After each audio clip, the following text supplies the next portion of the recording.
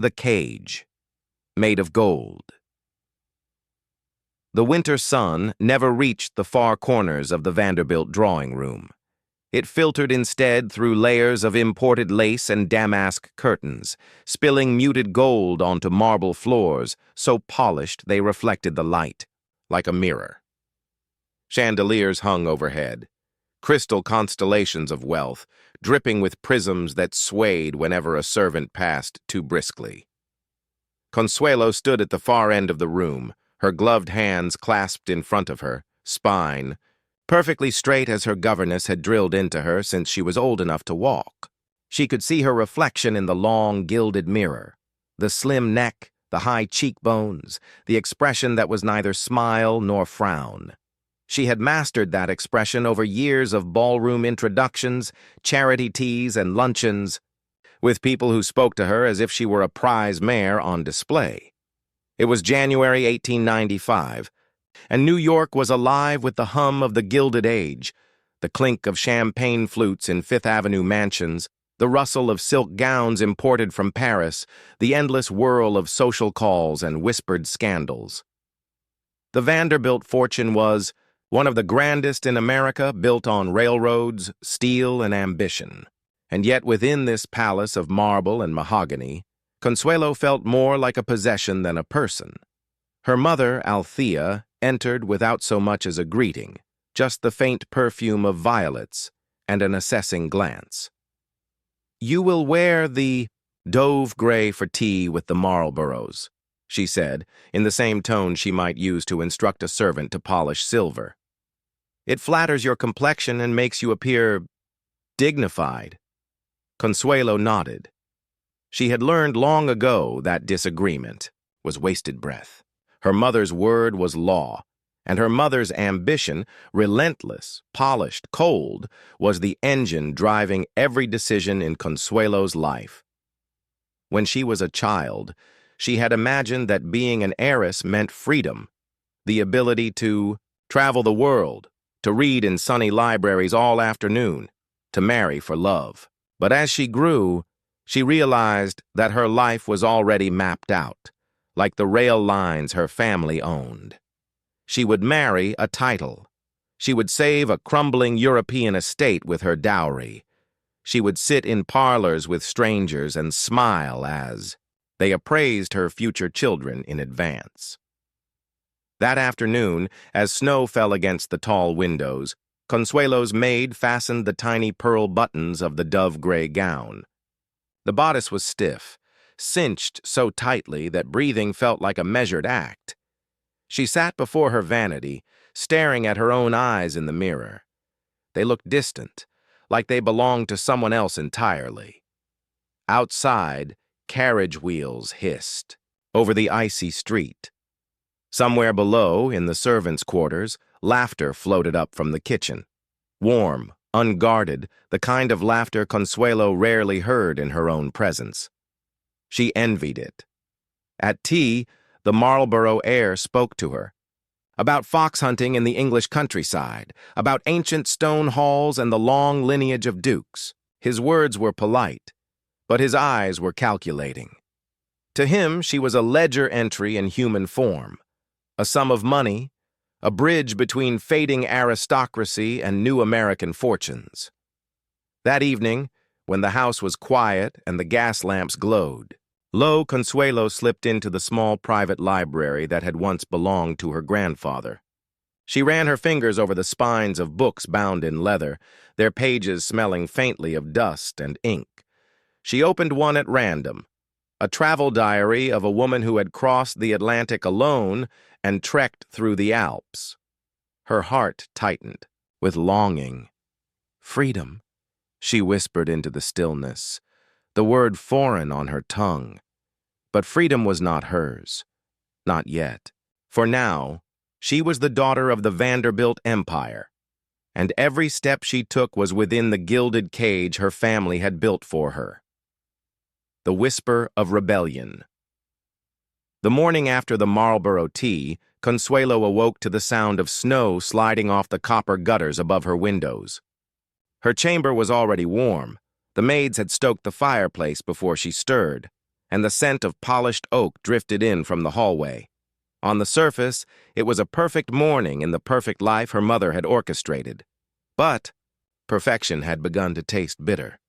She sat at her vanity, letting her lady's maid brush her hair into the latest Parisian style. Each careful stroke felt like the ticking of a clock, time passing without her consent.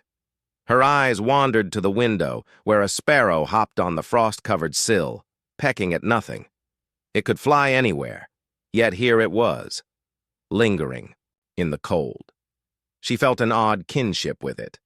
The day's schedule lay on her writing desk, handwritten by her mother in neat ink.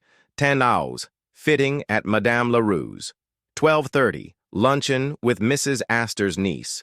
3 zao, French lesson. 5 quarts, call on Mrs. Winthrop. 7 hours, dinner at the Waldorf with the Blanchards. It was a day carved entirely from someone else's desires. By mid-morning, she was being laced into a pale lavender day dress at Madame Leroux's, the seamstress, fussing over the fall of the sleeves. Her mother sat nearby, sipping chocolate and discussing the Marlboroughs as if they were the weather. Inevitable, unchangeable. They are in need of funds, her mother said matter-of-factly. And you are in need of status beyond what even we can buy in America. It is a perfect arrangement. Consuelo said nothing, though the words knotted in her chest. Marriage as an arrangement. Life as a transaction.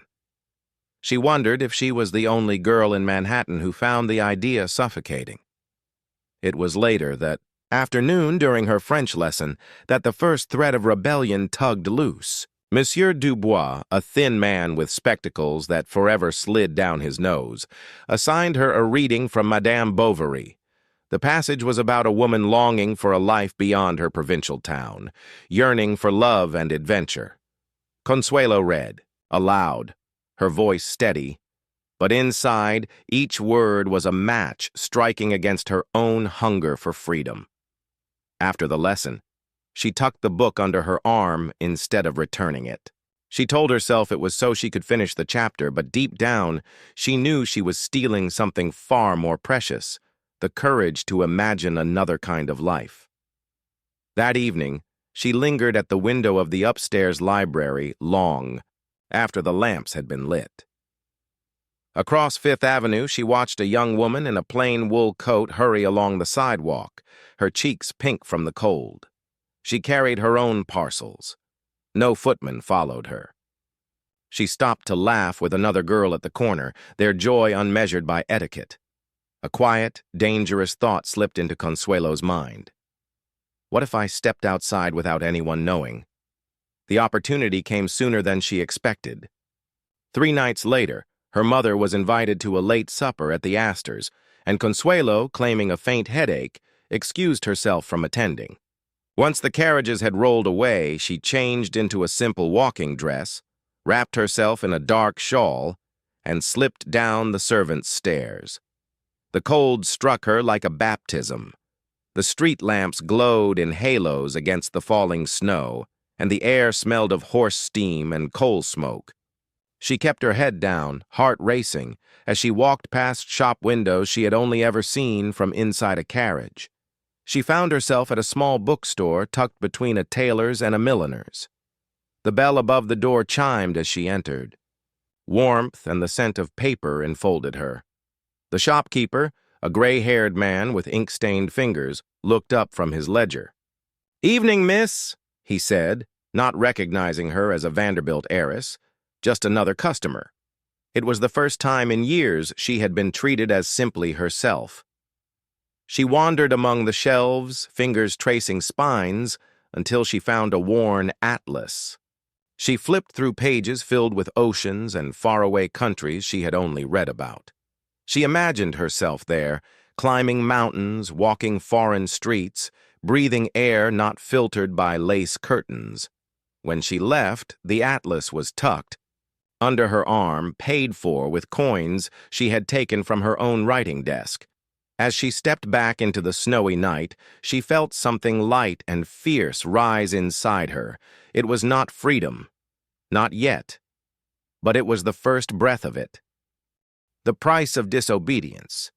The atlas lay hidden beneath Consuelo's mattress for 3 days before anyone noticed. In those quiet nights, she would lie awake, fingertips resting on its worn cover, imagining her way across seas and continents. The paper felt alive under her hands, each crease a road, each faded ink line a possibility. It was the first thing she had ever bought for herself, and its mere presence in her room was a silent declaration that part of her life belonged to her. But secrets were fragile things in the Vanderbilt house. On the 4th morning, her lady's maid, Clara, found it while turning the mattress as part of her weekly duties. The discovery wasn't malicious. Clara's wide-eyed look said as much, but the hierarchy of service demanded she report anything unusual to Mrs. Vanderbilt's lady's companion. By afternoon, her mother knew. The confrontation happened. In the blue salon, a room reserved for important conversations, which in Althea Vanderbilt's world meant verdicts.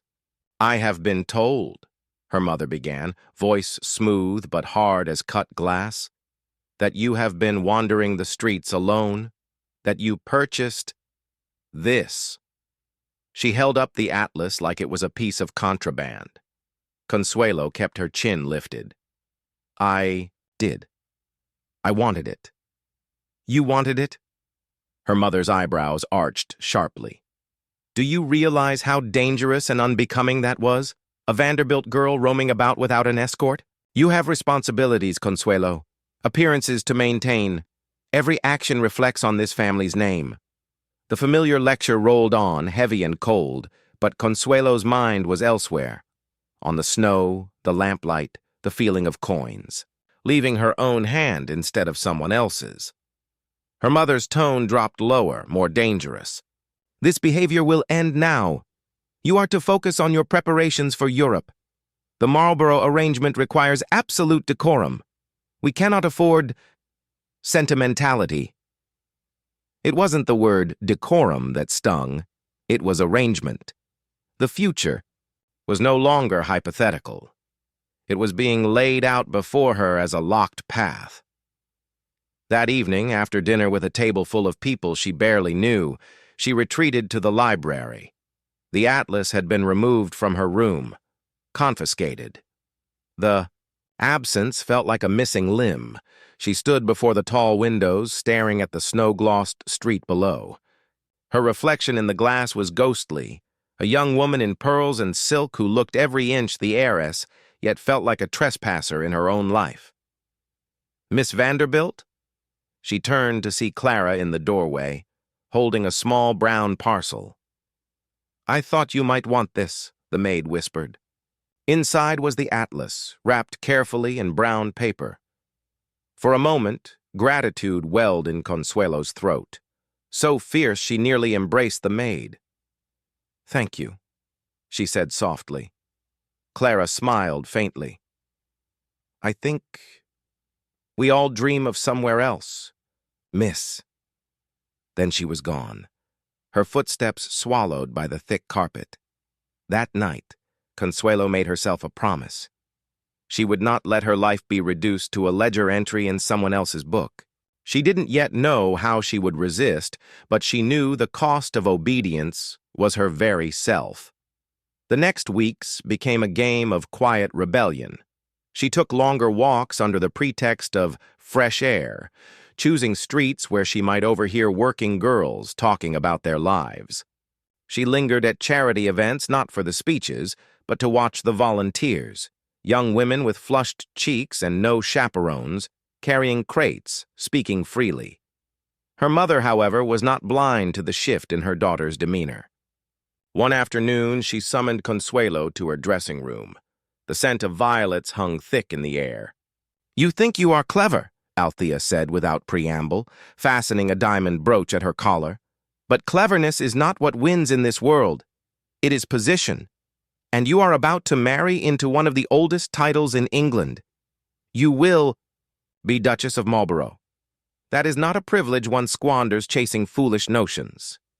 Consuelo's reply was calm, almost too calm. "And if I don't want to be a duchess?" Her mother's hand froze mid-motion. Then you will be nothing. The words fell between them like ice cracking on a frozen river. When Consuelo left the room, her hands trembled, not from fear, but from the certainty that she had crossed a threshold. There would be no going back. That night, she returned to the Atlas. She traced a route from New York to Naples, imagining the sea air in her lungs, the sound of Italian streets. She didn't know it yet, but each page she turned was a step toward the storm that would soon engulf her life. The public crack in the portrait winter surrendered reluctantly to spring that year, the snow melting into grimy rivulets along Fifth Avenue. The air was still cold, but the social season was heating like a stove left unattended. Invitations arrived in a daily avalanche: luncheons, music halls, charity galas. Each card bore names that commanded headlines in the society pages. For Consuelo, the season was no longer a glittering stage. It was a series of gilded traps, each designed to polish her into a duchess-shaped ornament. The turning point came during the Vanderbilt Spring Ball. It was to be the social crown jewel of the season, a display of wealth that would leave even the Astors breathless. Florists had been brought in from France. The ballroom was transformed into a garden dripping with orchids and roses. The chandeliers shone so bright they could have been suns. Consuelo stood at the top of the grand staircase, a vision in ivory silk, a diamond star pinned at her shoulder. Cameras flashed, the new contraptions that society both feared and adored. The Marlborough heir was expected to arrive later that evening, and every detail had been arranged so that photographs of them together would circulate like a royal engagement announcement. But Consuelo's eyes kept drifting toward the far end of the ballroom, where the charity auction tables had been set up. Among the donors and guests was a small group of workers from the city's settlement houses, women in plain dresses, invited only because their organizations were beneficiaries of Vanderbilt patronage. Their posture was unpolished, their laughter unrestrained. They seemed alive in a way no one in silk or diamonds did. Midway through the evening, as the orchestra played a waltz, one of the young charity workers dropped her small reticule. Coins scattered across the polished floor, rolling toward the edge of the dance space. Several guests glanced over and then turned away, their expressions politely blank, an accident beneath their notice. Without thinking, Consuelo broke from her position at her mother's side and crossed the ballroom. The music swelled. Heads turned. She knelt beside the woman, gathering the coins in her gloved hands. "Here," she said gently, pressing them into the woman's palm. "Thank you, miss," the woman whispered, cheeks flushed. "It's nothing," Consuelo replied, but the words felt truer than anything she had said in months. Her mother's face across the room was carved from marble. The photographers had caught the moment, the Vanderbilt heiress kneeling on the floor with a charity worker, and the image, unintended and unapproved, would soon find its way into the newspapers. The backlash was swift and whispered. "Improper. Display," murmured Mrs. Winthrop 2 days later at luncheon. "Too familiar," another matron sniffed. She must remember her place. At home, the storm was not whispered. Althea Vanderbilt's voice rose like a whip. "You humiliated this family in front of half of New York. Do you think the Duke's people will find that charming? Do you imagine the London season will open its arms to a duchess who kneels on ballroom floors like a maid?" Consuelo stood her ground. "If helping someone pick up her own money is scandalous, then perhaps I do not belong in their world." "You belong where I place you," her mother snapped. That night, Consuelo fled to the library, the only place in the mansion that felt remotely hers. She unwrapped the atlas, its cover now worn from her constant handling. She traced a route not to Europe this time, but west, across the United States, to places she had only heard about in stories. The wide plains, the mountains, the deserts that bloomed in spring. It was then she realized something important. Her longing for freedom was no longer an ache. It was becoming an intention. And intentions, once born, have a way of finding their moment. The ultimatum spring had settled over New York like a silk shawl, warm by day, cool by night, threaded through with the scent of lilacs from Central Park. But inside the Vanderbilt mansion, the air was sharp, metallic with tension. The announcement had been printed on heavy cream cardstock, embossed with gold. Mr. and Mrs. Althea Vanderbilt request the honor of your presence at the formal engagement reception of their daughter, Consuelo Vanderbilt, to His Grace, the Duke of Marlborough. Consuelo held one of the cards between her fingers as if it were a foreign object. The date was set for 2 weeks hence. The ink was not yet dry, but in her mother's mind, the matter was already sealed. The Duke himself had arrived from England that week, tall, impeccably dressed, with the weary air of a man accustomed to getting what he needed without asking twice. His eyes held calculation rather than affection. At dinners, he spoke of hunting lodges, renovations to Blenheim Palace, and the obligations of a duchess. He never once asked her what she wanted. Every evening, she felt the walls pressing closer. Servants whispered of the trousseau fittings. The society pages speculated about the wedding gown. Strangers on the street turned to glimpse her, there, expressions a mix of envy and curiosity. One evening, she took her place at the long mahogany dining table across from the Duke, her mother seated like a general at the head. The meal was a parade of delicacies: oysters, spring lamb, chocolate, soufflé. But Consuelo could barely swallow. Her mother's voice cut through the clink of silver. "Your dressmaker will arrive tomorrow morning to begin the wedding fittings," Althea said. Consuelo set down her fork. "There will be no fittings." The silence was instant, heavy. The Duke's brows rose slightly. Her mother's tone dropped, dangerous and quiet. "Explain yourself." Consuelo's heartbeat was so loud she thought they might hear it. "I will not marry a man I do not love.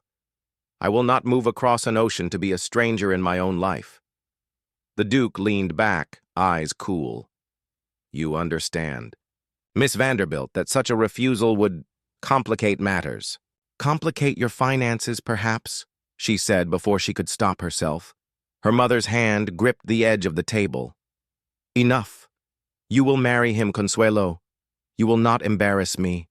You will not destroy everything I have built." "And what of what I am building?" she asked, her voice steady now. "You speak as if my life is yours to arrange. But it is mine, Mother. It has always been mine. You have simply taken it." Her mother's eyes narrowed. "If you defy me, you will have nothing.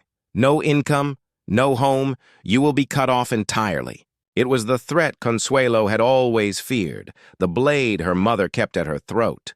But as the words fell, she realized something. Nothing sounded far less terrifying than a lifetime without herself. "I would rather have nothing," she said, quietly, "than a marriage built on chains." She rose from the table, the scrape of her chair loud in the stillness. Without another glance, she walked out, past the footman, past the glittering chandelier, past the life her mother had carved for her. That night, she packed a small valise. The atlas went in first. A modest sum of coins followed, taken from the top drawer of her writing desk. She dressed in her simplest walking gown, wrapped her shawl tightly, and slipped down the servants' stairs into the cool spring night. She did not know exactly where she was going, only that she was going. Somewhere her mother's invitations could not follow. Somewhere her name meant nothing, and her choices meant everything. The first breath of freedom. The streets of New York felt different at night when you were walking them without a carriage to return to. The glow of the gas lamps seemed dimmer, the space between them darker. Carriage wheels rattled past, splashing through puddles left by a spring rain. Somewhere, a newsboy called the late headlines, his voice cutting through the damp air. Consuelo kept her shawl pulled close, the valise heavy in her hand. She moved quickly, not because she knew her destination, but because she feared her hesitation might betray her to herself. Every sound felt sharper. The scrape of a boot on cobblestone, the faint music spilling from a tavern door, the hiss of steam from a street grate. She had never felt more alive. Or more uncertain. Her first instinct was to go to the small bookstore she had visited months before, the one tucked between the tailors and the milliners. The bell above the door chimed softly as she stepped inside. The shopkeeper looked up from his ledger, recognition flickering in his eyes. "You're out late, miss." "I need somewhere to read for a while," she said, her voice catching slightly. He studied her for a moment, then nodded toward the back. "You can stay until closing." She settled into a worn armchair in the corner, the atlas resting on her lap like an anchor. She opened it to the route west, letting her eyes travel across mountains she'd never seen and rivers she'd never crossed. For the first time, the possibility of going somewhere far from the marble walls of Fifth Avenue felt less like a fantasy and more like a map she could follow. But freedom, she was learning, had a price, and it was due immediately.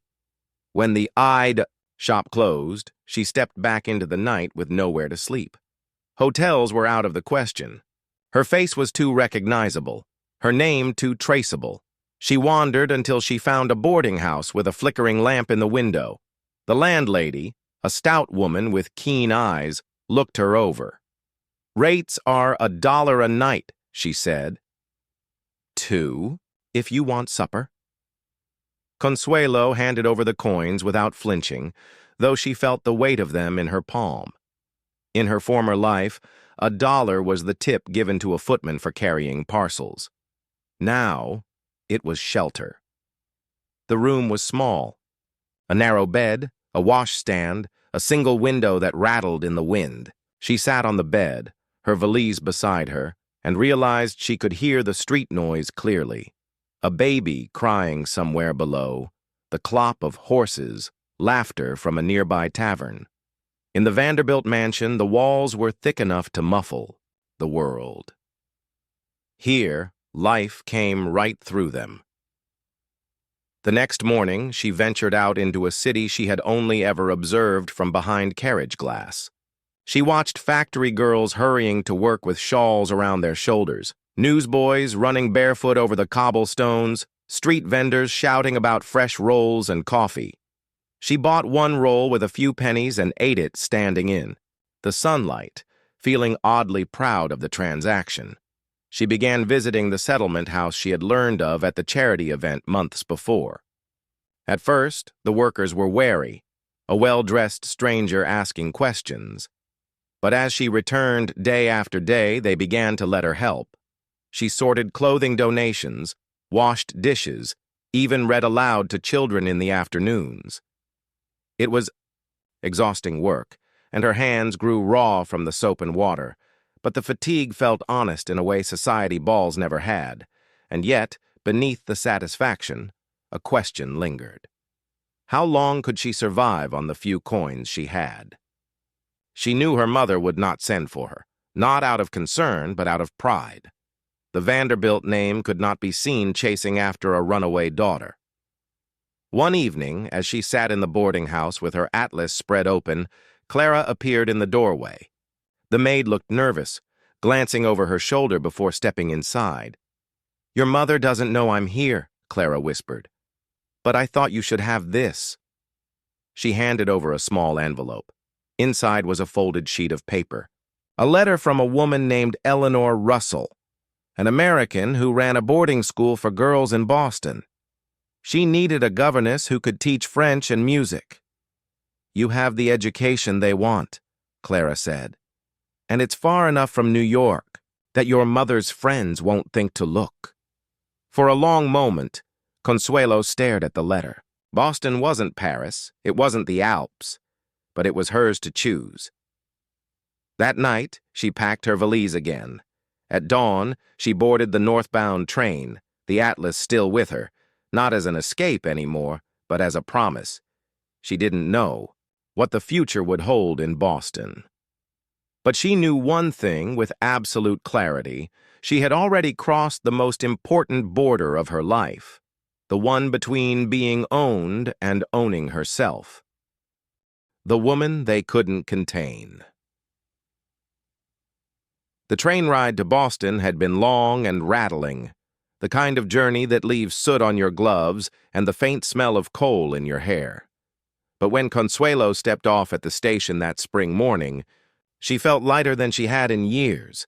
There was no footman waiting, no carriage emblazoned with the Vanderbilt crest. Just her valise, and the decision she had made with no one's permission. The Russell School for Girls stood on a hill overlooking the Charles River, a sturdy brick building with tall windows that caught the morning light. Eleanor Russell herself met Consuelo at the door, a woman in her 50s with sharp eyes softened by laugh lines. She shook Consuelo's hand firmly. "You've the look of someone who's been underestimated," Eleanor said after only a few minutes of conversation. "I like that." The work was not glamorous, but it was honest. Consuelo taught French verbs to girls barely younger than herself, played piano scales with small, impatient fingers, and walked the school grounds at sunset when the magnolias were in bloom. Her wardrobe became simpler, sturdy skirts, high-necked, blouses. But for the first time, her clothes were chosen for comfort, not performance. At night, she read by lamplight in her small, tidy room. She no longer hid the Atlas. It sat openly on her desk, pages worn from use. The girls sometimes gathered around her, tracing the maps with their fingers, asking questions about Paris or Rome. She told them stories, not of ballroom splendor, but of narrow Parisian streets where the bread smelled fresh at dawn, of London bookshops where the dust was centuries old. She spoke as if she had been there, and in her heart, she knew one day she would. Months passed. Word of her whereabouts must have reached her mother eventually, but no letters came. The silence was not surprising. The Vanderbilt empire ran on control. Her absence was a page they preferred to tear from the family record. Then, one autumn afternoon, the Boston newspapers carried a photograph that made her pause mid-step. It was the Duke of Marlborough, newly engaged, to another American heiress. The article praised the match as a union of old title and new wealth. Consuelo read it without bitterness. She had not lost anything. She had simply refused to be sold. By her second year at the school, she had saved enough for a ticket across the Atlantic. Eleanor Russell pressed the envelope of money into her hand one evening after supper. "You've been talking about Paris since you arrived," Eleanor said. "It's time to stop talking." So she went. Paris was noisy, unrestrained, and alive in a way New York society had never been. She rented a small room with a view of a crooked alley, learned to navigate the markets, and took long walks along the Seine. She sent letters to the Russell School, each one filled with pressed flowers, sketches of bridges, and stories about the people she met.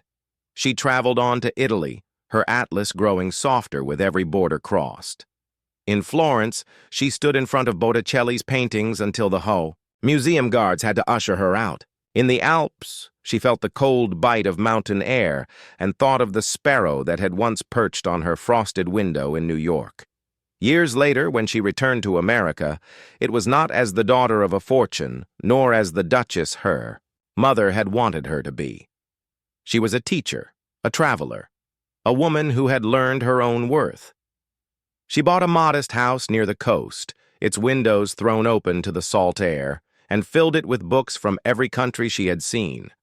Occasionally, someone from the old world would recognize her name and ask why she had turned down a title, a palace, a place in history. She would smile and say, "I chose a place in my history instead." And in quiet moments, standing at her window as the gulls wheeled above the waves, she would think of the girl in the ivory gown at the top of the Vanderbilt staircase, poised, silent, waiting for permission to breathe. She wished she could tell that girl that one day she would not just breathe, she would fly.